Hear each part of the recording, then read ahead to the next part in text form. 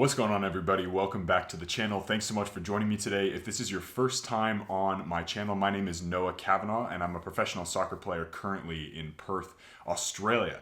Before we get into the interview, I'm really excited for this one. It's with one of my really good friends, Kiley Norkus, who I played over in Spain with. She obviously was on the women's side, I was on the men's side, and I'm super excited to have her here on the channel. She's a wonderful human and just has lots of really great nuggets of advice for all of you guys. One really quick thing before we hop into the video is make sure you check the comments and the description down below for the 2,000 subscriber Zoom call that will be happening this coming weekend, the 21st or the 20th. So it's a Sunday or Saturday, depending on where you are in the world. All the times will be time stamped down in the description box, so make sure you go and check that out. Really looking forward to having as many of you guys on that call as possible and answer all your questions. All right, guys, without further ado, let's hop into the video.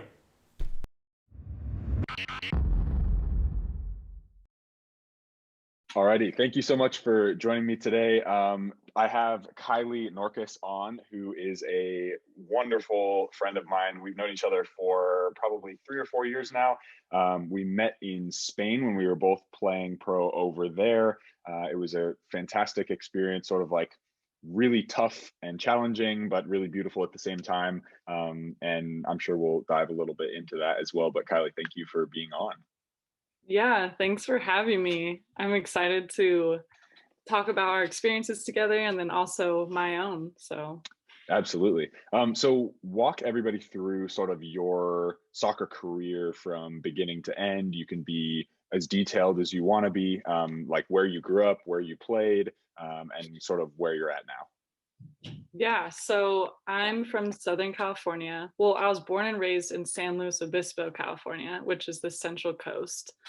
And then we didn't have many soccer teams or clubs there. So I ended up having to drive down to LA, which is about 2 hours south, every day for practice and then games on the weekend. I played on an ECNL team. So I played for ECNL Eagles. And then after that, I got recruited about my junior year through an ID camp, actually, which is, I feel like, Mm. really rare. Usually it's through like ECNL events or whatever it may be. And Mm-hmm. I remember I was coming back from a tournament, and my dad just looked online when we were driving back from LA to my hometown, Slow. And he was like, there's USC is having an ID camp. Like, let's just stop by. And I was so tired because I just played 2 games back to back. And I was like, okay, let's just go. And I went, and the coach just adored me and loved how I played. And right after, he was like, I'm gonna do everything I can to get you to come here. And so then I ended up signing my like NLI, I forget what it's called, the letter National of letter of intent. intent. Mm-hmm. Yeah, and then everything was good, but that unfortunately fell through last second. But then ended up going to Cal State Northridge, which is like 20 minutes from there, and it's a D1 in the Big West, and we did really well there. And That's then awesome. to continue on, I transferred 3 years later. So I redshirted and then played 2 years and then Mm-hmm. transferred up to Washington State, and played my last 2 years at Eastern Washington. And we won the conference championship both years I was here, which was super fun. Yeah. And then, yeah. And then we could go into the pro side, I guess, later or now, whatever you want. Yeah, let's go. I guess just where you played, and then we can kind of dive into each little piece. Okay. And then afterwards, I just didn't feel like my career was done yet. So then uh found my way over to Spain somehow through like DMing people and just reaching out to random people. And then that's how we met in Spain. And then Yep. last second, with a bunch of other details we'll probably get to later, I ended up flying over to Sweden and signing a contract on my birthday. And it was the last day possible to sign for a season. So Mm-hmm. just signed and just went for it, and then ended up being there for a few months. And now I'm back in Washington State in Seattle. That's fantastic. So walk me through sort of a lot of the people who watch my channel are in the sort of that high school age where you are traveling 2 hours to training sometimes and you are kind of grinding and you've got homework and all that stuff. So sort of Mhm. dive into what your mentality was for that. Why'd you do it, first of all? And, as a social person, like, what was that like? Yeah, so there's a lot of positives and negatives, I would say. So some negatives would be I would have to miss out on all like the school dances or like fun times on the weekends with my friends. I remember in high school those things were so like I wanted to do them so bad, but I couldn't. And Hmm. I had to remember my why, which is something Mm, I talk about a lot with a lot of my soccer teammates or people I'm really close with is what is my why in times of adversity and hardships, and pretty much to dive deeper into that, I would hmm. remember in those moments what is going to help me in the long run. Like going to these practices every day and meeting more coaches and connections and just training with a high level, or going out on the weekend with my high school friends, which is really fun. But I don't think that's going to really benefit me in the long run. So Hmm.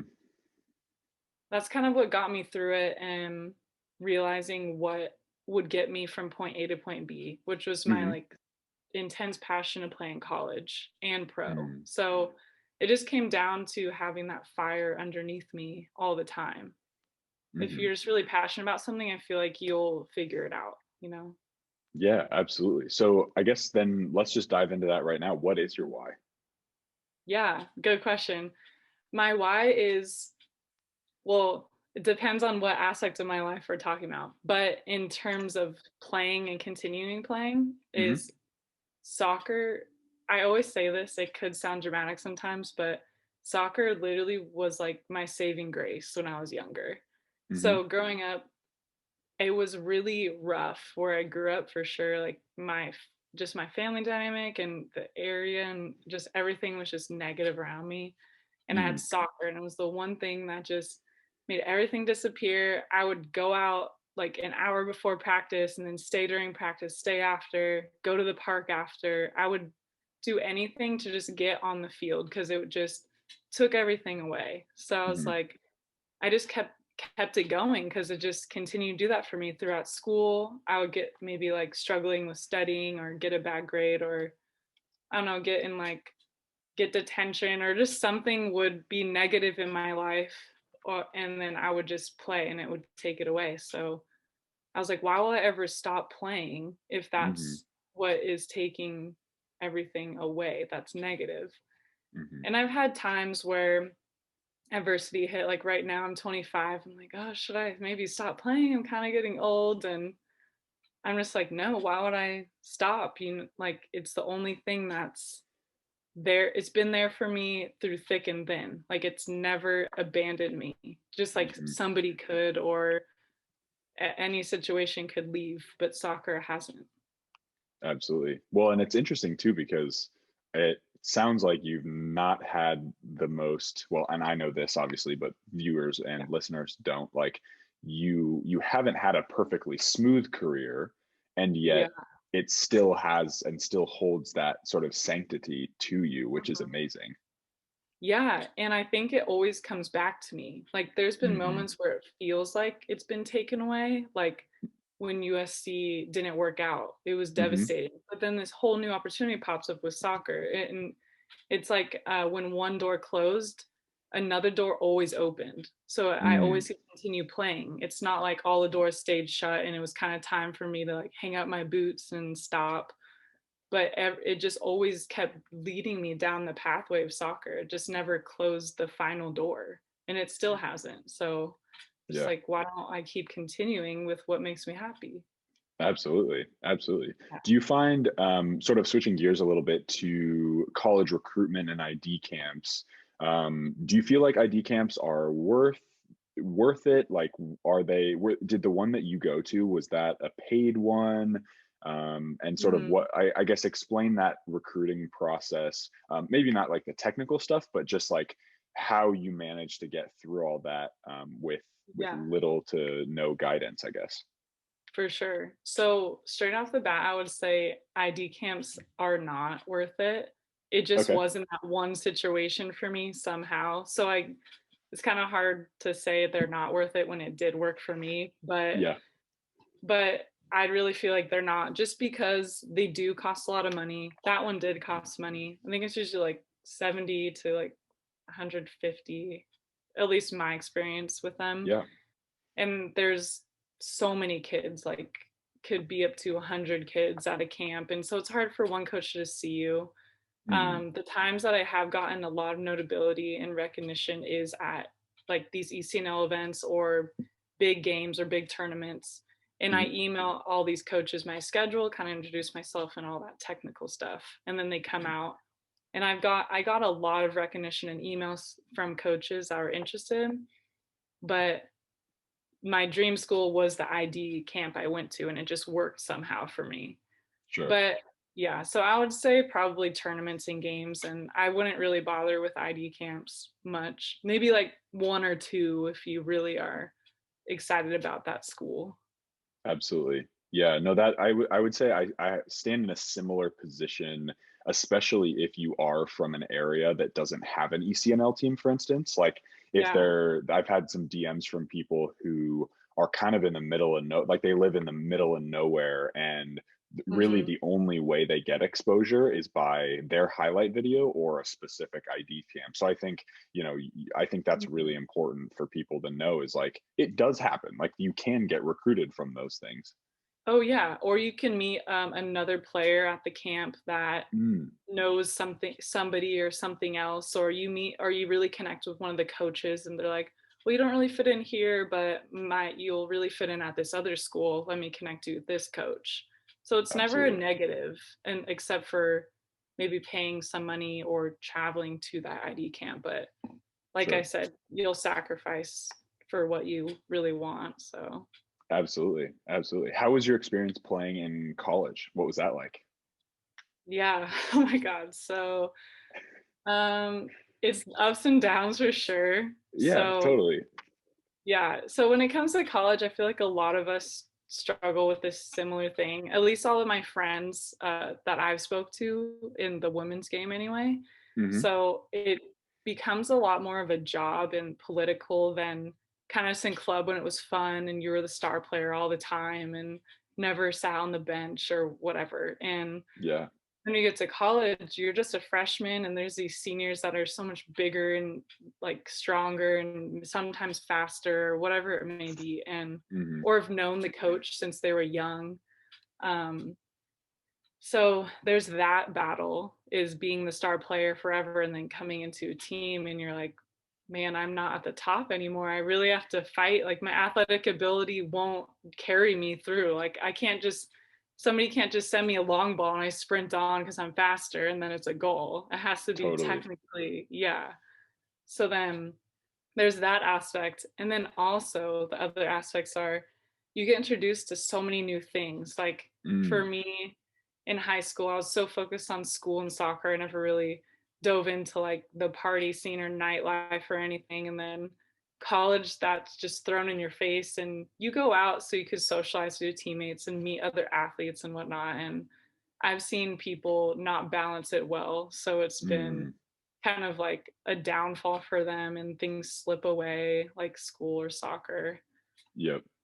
It's a positive experience because you learn a lot, but you learn a lot the hard way sometimes and you learn a lot in the easy way. So you're on Definitely. your own for the first time. So it's fun. And I recommend it to almost everybody. I think it's a great experience. So Yeah, yeah. absolutely. Do you think for the women's side and just kind of in general, do you think it's advantageous to go college first and then to the professional game? I get that question a lot. Like, is college soccer worth it? Yeah, I've been getting that question a lot also lately. Uh-huh. And I always say yes, because in terms of film, at least on the women's side, it's not, unfortunately, not as developed as the men's side yet. Hmm. So a lot of coaches really want to see good film, like high quality film and stats, and Hmm. also like where you went to college matters. So I think I mean, how I always present the answer to people is definitely yes, at least for a couple years, because when I was in college, I graduated in 2017 from college. We didn't really get many people that are drafted before we graduated, but now Hmm. people are getting drafted like after freshman year, after sophomore year. So times are changing, but I think that's the best way to go. Also, because if you go pro right away, you can never go back and play college ever again and have that experience. Mm, So that's something I always say, like, at least try it out for a year. And if you like it, then you could stay. And if you don't, then you could choose to go the pro path. absolutely. So, Yeah, that yeah. makes a lot of sense. Yeah. Yeah, and I think, college is a very unique game, right? Like it's obviously Mhm. soccer is soccer. Like you kind of get it, or football is football. Like you get it. It's the same language whether you're in Sweden or Spain or Mhm. playing at USC or at Northridge, right? Like it doesn't really matter. The game's the same, but those experiences are like pretty radically different. Like Oh, yeah. I imagine, maybe you can dive into like just a quick team dynamic, because for me at least, like my college experience was so much different from like team cohesion compared to somewhere like Spain or somewhere like Denmark. Yeah, for sure. Well, okay, yeah. So the social dynamic of it was definitely different for Hmm. me anyway. Like in college, we felt really close knit because we're living together, we have classes together, we know everybody's like boyfriend, girlfriend, families, whatever it may be. We're so intertwined 24/7 that we just become like one big unit. Hmm. But in the pro league, it's at least where I play it anyway, we all have separate jobs, live in little separate places, like we don't have like know each other's families and whatnot. We have different cultures, Hmm. different languages, a little bit different style of playing to some extent. Hmm. But so it doesn't seem as, I guess you could say, intrusive in a way. Like you have some privacy. Unlike in Yeah. college, it's pretty just everything's out in the open if you want it to be open or not. It's just really everybody knows. So those are the differences. And I really did enjoy the college scene where Hmm. it was really socially intertwined because it just felt like you always had that support and people there all the time for you. For But sure. it was a little bit hard when you did want more privacy with certain parts of your life or like whatever it may be. And Yeah, that's a huge yeah, what a valuable insight too, because that is like for those people who are more introverted, and even if, they're everybody's driven to play professionally, mhm. it's important to know those differences, because college can be really intrusive is such a good word.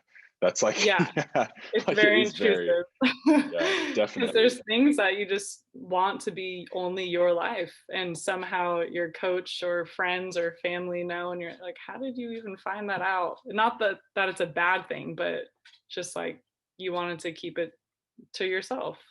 Yeah, absolutely. Yeah. Did you find that, in speaking of intrusion, I guess, were there any sort of things about social media posting and sort of in that sense? Because I know there are some colleges who really monitor their players' social media feeds.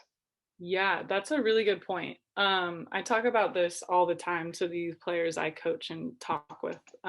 Yeah. But when I was in college, yes, and still, I think it'll always be a factor for sure, Hmm. especially now with COVID. College Mm, coaches are going on to social media so much more and okay. checking out how everybody's playing or like what they're posting. Um, yeah, for us, our college coach actually had us sign a contract that was like, we won't post anything with like alcohol, drugs, anything that will make the university or our team look in a negative way. So Mm, we signed it and we followed it. And if somebody didn't follow it, there'd be consequences. yep. Um, yeah, because a college, like if you put it in like a logical view, a lot of people are the same athletic ability, have a lot of the same mindsets. Everybody's really at a similar level, and only 1% will be like up a little bit. So you have Hmm. to do things that will make you stand out. So, say you and me have the same skill level, same stats, staying whatever, but then I'm posting all these partying things, he's going to choose you. So these Mm. things really could make a big difference with getting recruited. And in the pro league, I feel like you don't really Hmm. see Ronaldo or Messi or anybody posting them doing obscene things, you know? And when it does, it's a huge story on the news. So, That's true. That's true. yeah. So jumping then into the pro game, Mhm. you were in Spain for a little bit and then jumped to Sweden. So explain that whole like story and chaos because Yeah. that was insane. Yeah. Thankfully, you were there with me through it all. Yeah, right. um, yeah. But also, a cool side note for everybody listening is Noah and I actually didn't know each other before Spain. Hmm. And we met there because he played on the men's side. I played on the women's side. And then he was like, "Oh, I'm from Seattle. We have a lot of mutual friends," pretty much. And I was like, "Wait, we do." And then when I moved back to Seattle, he was living in Seattle. So it was just this really small world situation. But Hmm. yeah, so got to Spain through just this coach that I knew that coaches in Seattle. Hmm. And you know him too. But Hmm. yeah, so things were going good. They were pretty smooth. And then later on, he did promise he was saying that he would help us with visa stuff, and it kind of fell through, and things were not working out, and we had to leave. We all had to leave the country because we weren't going Hmm. to be legal to stay in the country, and we were all really stressed. And I somehow got connected through Instagram. I started DMing all these random soccer people, the people I thought were soccer people, I don't know. And Yeah. this one guy was just like, "Yeah, I know this team in Sweden that needs a player, and you could be it. Like, I see your video, and this is our contract." And the contract was great. It was everything was paid for, flights, room, food, transportation. And I was like, "Oh my God." I went up to Noah. I was like, "Oh my God, should I do this? I'm really scared. This is last minute. I have to leave tomorrow. And this is a random Instagram DM person. Is this even real?" And Yeah. you encouraged me so much. So I was like, "Okay, I'm just going to do it, whatever." So then um, I just left Spain because the situation just was getting super toxic and not working at all. And Hmm. um, ended up actually my payment method didn't work, so Noah had to pay for me last second. Yeah. I flew over the next day on September 1st, which was my birthday, and then landed, signed the paper really quick because it was the last day we could sign a contract. And then the coach reimbursed Noah right away within the next 24 hours, and they set me up in an awesome housing situation with another American who now plays in the NWSL, which is Sweet. awesome. Yeah. So, and then played there, did great. I think I scored almost every game, and I don't even play forward. It just, we had such a strong team. Uh-huh. Um, yeah. So, great experience. I loved it there in Sweden. We traveled all around. We had a couple Canadians, few Americans, few people from the Middle East, and I just learned so many different cultures and like ate so many different foods. And that was it, pretty much was a 180 because I felt Hmm. really in a kind of a depressed, like negative state in Spain. And I just decided to take a shot in the dark, and it worked. And I was like, "Thank you, God." But once again, going back to the beginning, another door opened, and I just walked through Yeah. it. Yeah. Right. Well, and it's Hmm. amazing too because it sounds like, Spain was a little bit of a I want to come back to sort of the way that you went about recruiting yourself to those people to get into Sweden. But it is amazing to me that, that was sort of a 50-50, right? You flipped a coin the first time you went to Spain and it wasn't really working for you. You flip a coin again and you go into Sweden and it was like this beautiful experience. And you had, I got Yeah. pictures of you and your Canadian and American friends, and like you seemed to Yeah. be having a blast. And it was just like what a cool turnaround. I know, and it was scary because I was like, "I don't wanna go through the same thing again. Should I just," For because there's sure. 2 options, go home or take this opportunity. And it's kind of like, I don't want to feel that pain again. I don't want to go through all that whole thing again. Should I just go home? It's the more comfortable thing. Then I had to Hmm. remember my why. Like, I want to play pro. I want to keep going. So I just took the risk and it worked out somehow. Like, I don't know why or how, but the gods wanted me to keep playing. So, There you go. There you go. Yeah, exactly. So you're recruiting yourself, and this was sort of, I think we got a tidbit of this from you when you were talking about the college stuff. Um, mhm. but it's really not often, it seems I get lots of questions on Instagram about how do I go about getting my information to people, and it seemed like for you that was like very straightforward. You were just like, okay, I'm going to blast like 600,000 people and see who shoots. So Yeah. give me sort of like, yeah, I guess like where Mhm. that idea came from, and sort of what your mentality was going into those both of those situations, maybe more on the pro end first, but then like you Yeah. can, yeah. Mhm. No, that's a really good question. Well, it kind of traces back to being from somewhere that didn't have that many teams. So, Mm-hmm. like in high school and stuff. So I was like, the only option is to blast all these emails and calls everywhere and see who I get back, like who bites the bait. So Yep. yeah, exactly. So I'll just email. I literally would come home after practice and doing homework and stuff, and I would email 60 different coaches. Like, that was the criteria every Okay. day, which is a lot, but I was like, I want to play in college so bad. I'm just going to do this. It'd be D1 to D3 all over the whole United States. I did not care who replied. I just wanted interest and conversations. So then I took that same mentality when I first went pro, and then also when I went from Spain to Sweden, because it worked the first time. So I Yeah. was like, let's see who replies. So I just DM'd a bunch of people, went on LinkedIn, like requested friendships on Facebook. Um, yeah, just found random emails through websites, which is really hard to find emails for pro teams also, but Mm. just got connected through people I know that's played college. I mean, played in the pro league. Just every single avenue I had to exhaust because I knew I didn't have much film or experience in Spain. So I was Mm-hmm. like, oh, okay, I need to figure out a way. So the squeaky wheel gets the oil. I always say it's kind of corny, but if you're annoying, they'll at least reply, So the 100%. yeah, the worst that's gonna happen is they'll say no. And like, honestly, that's how I got recruited to college, is by being annoying, being just like so persistent that the coach is like, oh my God, this girl just clearly wants it, other than being me calling them once every month, like, whatever, you're just the same as everybody else. And then same with going pro, it's like I just DM'd people over and over and got left on red, and then this guy just believed in me and took the chance on me. But I don't think that would have happened if I wasn't so persistent and like annoying. Mm-hmm. So Yeah. yeah, so I just knew, I was like, I don't want to go home.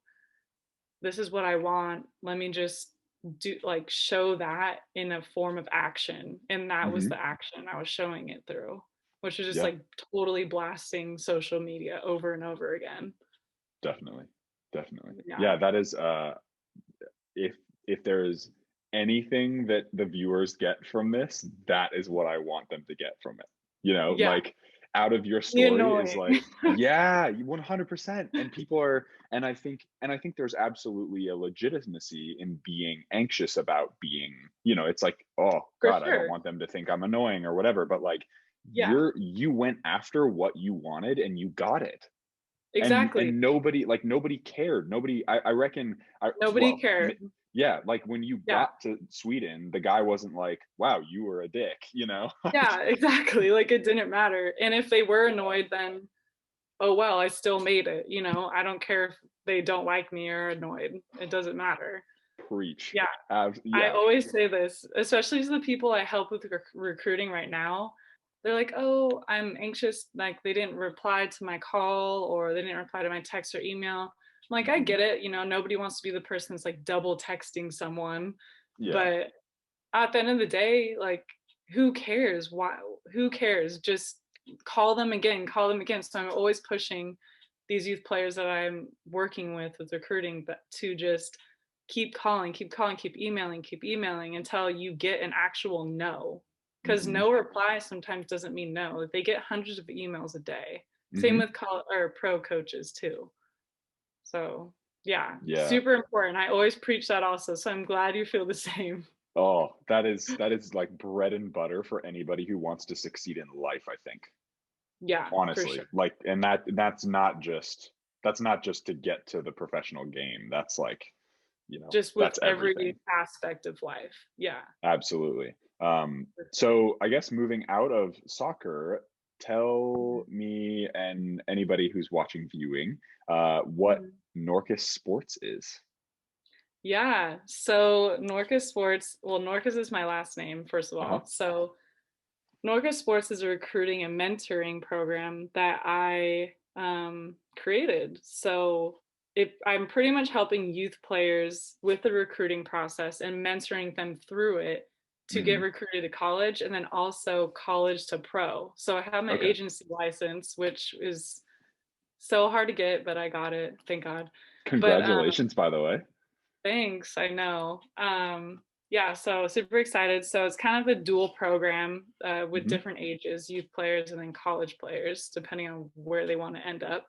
Hmm. Um, yeah, so I just decided to go for it. And I know the reason why I was inspired by this or inspired to create this program is because it was so hard to get into college and to get exposure and recognition, especially Hmm. from a smaller town. And then going from college to pro, it was so hard. I shouldn't have to DM hundreds of people and blast social media 24/7, but I felt like it should have been an easier path or like somebody like us that has a knowledge of how we went through the process Hmm. should pass it on to the youth so they could have an easier pathway to get to where they want to be. Because Hmm. a lot of parents or coaches haven't played or are in college or pro and know how to direct their kids to through the right process. So I'm like, Hmm. why not be that mentor for kids or college players? And I'm working with some youth players right now and one girl that wants to play pro. So hopefully she signs a contract soon. It's Hmm. looking pretty good. I'm just so excited to help and give back because, like I said, soccer is giving me so much. So I want to give back to the youth and college players and help make that bridge the gap. But it shouldn't be that hard to go from point A to point B. So Absolutely. I'm yeah, excited. I'm so excited to see where you go with this because I know that, even if I think your methods of sort of like guerrilla marketing, if you will, email yeah, blasting everybody, like yeah. even if that's still your method, like the kids Mhm. that you're mentoring won't have to go through that because you have already laid the groundwork. Exactly. I already did Yeah. all the like blood, sweat, tears part, the grind part. So I'm just handing them this platter of here's what you need to do. Yeah, So it's just right here. Um, definitely. and I realize it's a valuable, like all the experiences we've been through with all of this Hmm. soccer journey is valuable and it's very rare. So Hmm. I'm just like, why don't I make it into an actual program to help people and not just Hmm. move on with my life and kind of sweep it under the rug where it's really valuable because not many people have been in the positions we've been in. Absolutely. And are you working with men, women, both sides? Like, what's your kind of Yeah, yeah. demographic? How do people contact you to get business? All that stuff. Yeah, for sure. So I work with men and women, high school age kids that are Mhm. struggling with exposure or not really getting where they want to be. Also, college players who don't really know how to go pro and don't have connections or Mhm. how to get those connections. Because, like I said, there's not many emails out there for pro teams just on the internet. Yep. Um, but yeah, all genders, all ages, pretty much. I haven't worked with like middle school or elementary because it's not really super relevant for Fair enough. them, at Yeah. least for what I do. But something I take a lot of pride in that I'm excited about in my program is working with the mental side of the game because Mm, there's a lot of people that say soccer's 80% mental and 20% physical. And I'm like, but we don't even focus on the mental side at all. yeah. So like, working with injury and adversity, or, like a really hard time, like a hard breakup or a death, or, just like really hard moments that are so raw that Hmm. really affect your game. Um, how to work through those things, because I've gone through all of it too. And I've Hmm. coped with it the wrong way and the right way. So I know what to do and what not to do. And I've been helping. I think that's something a lot of the youth athletes that I've been working with really are excited about. Because at Hmm. least for me, the youth women players struggle a lot with confidence and don't want to take players one on one or shoot because they're afraid they'll miss or mess up. So we work on confidence building on our Hmm. Zoom calls. So, um, oh, and to answer your question on how to contact me, I do have a website. It's norkussports.com. And then there's a Fantastic. contact me. Yeah, there's a contact me section. And then also I get a lot of DMs at my Instagram, which is my name, Uh-huh. Kiley Norkus. Yeah. Perfect. So Yeah, I'll those have two are. all that information on the screen in the description. Like people can contact you as much as possible. Yeah, yeah, it's great. I've had a lot of conversation with parents and players, and we just do a lot of Zoom calls. And if you're Hmm. in town where I'm at, we'll train also. So, Hmm. but a lot of the players I've been with are out of town, like California or Utah. Have some East Coast kids. So yeah, just mainly Zoom. But if we're lucky enough to be in the same area, it's fun to meet up and get some training sessions in too. Absolutely. So Yeah. I want to dive a little bit into what you mentioned with sort of the mental side of the game, sort of as like a finishing group of Yeah. thoughts, I guess, from you in this interview. So maybe, yeah, like walk me through some of the stuff that you think, some of the mental side things that you've struggled with, whether it be Mhm. injury or as you said, like a death, a breakup, like all that stuff, and then Yeah. maybe both some positive and negatives, what you learned and how you got into a mind space now where you're like, Mhm. okay, yep, I know how to deal with this and I can move forward quicker than I could beforehand. For sure. Yeah, that's a good question. So for me, my personal self, like I said, knock on wood, I haven't been struggling with injuries in my soccer career, which I'm very Hmm. thankful for. But I've struggled a lot with emotional and mental like hardships. So I've been Hmm. through so many really hard breakups, and like some close family members have unfortunately passed away, and Hmm. those things could send anybody into like a spiraling downfall of depression and anxiety, and it just overwhelms your whole life, at least for Hmm. me and some other players that I know have gone through similar things. Hmm. um, and at first, when I first experienced those things, it would just overwhelm every aspect of my life, and I couldn't compartmentalize it. It would Hmm. just seep into everywhere, and it would seep in when I went to practice, when I went to school. I would get bad grades. I would just like not perform on the field. I would be lethargic and not really sharp anymore. And I remember one day my college coach pulled me aside and was like, "Kiley, what's going on?" And he pulled me into his office, and I just was literally broke down crying. I was like, "I can't do this. This is horrible. I can't like move on from this person or get over this death or whatever it was in that moment." And he's like, "I get it. And it's okay to feel this way." And when he said that, I was like, it is okay to feel this way. Cause I always felt like I had to fake being okay all the time. Yeah. And only my close friends would be able to know what's going on. And I had to hide it on the field or hide it in the classroom or whatever it may be. And when I finally realized that it was okay to not be okay, I was Hmm. like, okay, this is something I could work with. So what I do now is I just totally completely feel my emotions, and I might be down for a week or something, just like feel my emotions and be like really effed up and get through it. And then there'll be a day where in a week or so where I just get up. I'm like, okay, do something small to accomplish, like drink a cup of water, go get a workout in, and jump on one call with somebody I care about or something Hmm. like that. And then I consistently build up that routine and then add something every week or add something every day and Hmm. try to be in the moment.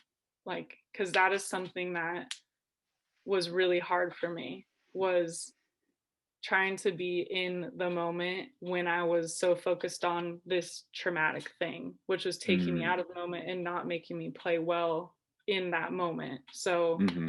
checking myself, being able to, when I would have a negative thought, like, oh, I miss this person or whatever the trauma was, tell myself three positive things. So Hmm. one negative thing, I would try to counteract it with three positive things, like I'm alive, I have cleats, I'm gonna hang out with my friend later. It could be the Totally. simplest things, like I have oxygen, like just Yeah, right. anything, like Yeah. anything. um, and then it kind of triggers your brain to flip on the more positive side when you're just Hmm. engulfed with this negative feeling all the time and you feel like you can't escape. So just, I guess, to sum all that up, just knowing it's okay to not be okay and to feel your emotions, and then you could get, like, move on from them, because if you Hmm. don't feel your emotions and really just engulf, like, in them, you're just going to elongate it and suppress it, and it'll Hmm. be there for so much longer than if you just feel it all and then move on. Yeah, So absolutely. No, that's huge. And then that's something that, you know, and correct me if I don't want to put words in your mouth, but it sounds like yeah, you discover, like you learned how to give yourself permission to feel. yeah, exactly, that's a good way to put it, for sure. Which is hard to do because sometimes Agreed. in society it seems like, you have to be strong or you can't cry in front of people or you can't, do this or that, but we're all human and it is okay. So Hmm. I don't know. That moment just changed everything for me when that coach said that sentence. So Absolutely. Well, and I yeah. imagine that that was a key factor in you going from a situation in Spain where it was like, wow, this is crazy. We're all, I mean, I was in there too. Like we were all kind Yeah. of feeling anxious. We weren't sure what was going on. And Hmm. then you took all that energy, went, blast a bunch of people on social media, and all of a sudden end up in a situation where you're Hmm. feeling good, you're in a great environment, you're scoring goals, you're performing on the pitch. Like all of Yeah. those things happened Hmm. because you were able to process that stuff. Exactly. Because, I mean, as you know, you helped me so much in Spain with, like, a really hard situation, Hmm. and I felt it all, and you helped me just process it and talk it through. I had, like, a really good friend to talk it through and just try to understand what was happening. Because when you have all these emotions, especially negative ones or positive ones, you kind of get these blinders where you don't really know what's actually happening in reality, I Hmm. feel like. So then being able to have a friend that was able to talk through it with me, I was Hmm. able to kind of compartmentalize it and feel everything and then be like, okay, I'm not going to let this stop me from pursuing what I've worked for my entire life. Right. So I'm just going to, even if I'm still sad, even if I'm still, like, hurting, I'm still going to do this. And then Hmm. pushing yourself to just continue even when you're sad. You're kind of like, I am, like, that dope person. Like, I got this. So then you gain confidence because you're still pushing through even when you're sad. And then Hmm. it just goes up from there. Absolutely. Yeah. And I would encourage, again, I would encourage people to, something that I always say is like, for me particularly, and I know for you, like Mm. I would you consider yourself a verbal processor? Like somebody who likes to Yeah, talk things through? Yeah, for so I'm sure. very I'm Over and very much over. the same. Yeah. Yeah. So as far as like, for you and I, it was very advantageous because you and I can talk to each other and process things really easily. Um, Mm-hmm. and that's a way to feel. For somebody else, it might be, I need to take 2 days off social media, no talking to anybody, and just like be with myself. For somebody Yeah. else, it might be, I need to go journal, or I need to go paint, or I need to go, play. Like for me, and I Mm-hmm. think it sounds like for you over the course of your career, like soccer Mm-hmm. in some ways was that meditation as well. Oh, for sure. Yeah. Definitely. And we all have different methods and multiple methods, Hmm. but it's kind of figuring out what helps you. Yep. because everybody's different. Like you said, some people might need to go into a shell for a couple days, and that's totally okay to do that. Hmm. Or some people need to talk it out. I'll talk things out with multiple people over and over and over. And sometimes people are like, Kylie, we've already talked about this. I'm like, I know, but more thoughts came in and I need to talk about it. So Totally. it's good to have a support system of whatever is your coping strategy, but you have to figure out Definitely. what that is. Yeah. And, set you up for huge success moving forward. Yeah, for sure. Yeah, It which did. is awesome. So, no, that's so cool. Well, thank you so much for the interview. That was amazing. And I'll make sure to put all of Kylie's info in the description and on the screen and stuff. So everybody will have it. Hopefully you'll get lots of business from the YouTube audience that I have. And yeah, so thank you again for being on, and I will see you very soon. Yeah, thanks. Hopefully everybody got good information from our talk today. Absolutely. Absolutely. All righty. Take care. Okay, you too. All right, fam, that is it for the video. Thanks so much for joining me today. Hope you enjoyed that interview with Kylie. If you made it this far, make sure you subscribe to the channel, like the video, and as always, I will leave all of her information in the description box. That way you can contact her if you are looking for some type of agency representation. She is a wonderful person and has great integrity as well. So I would recommend her to anybody for training advice, tips, stories, everything like that. So go check out her website. I believe it's called norkussports.com. So make sure you go to that website. Super excited for her and all the things she is putting together. So that is it for the video, guys. Thanks so much for joining me. As always, be awesome. Take care, and I'll see you guys in the next one.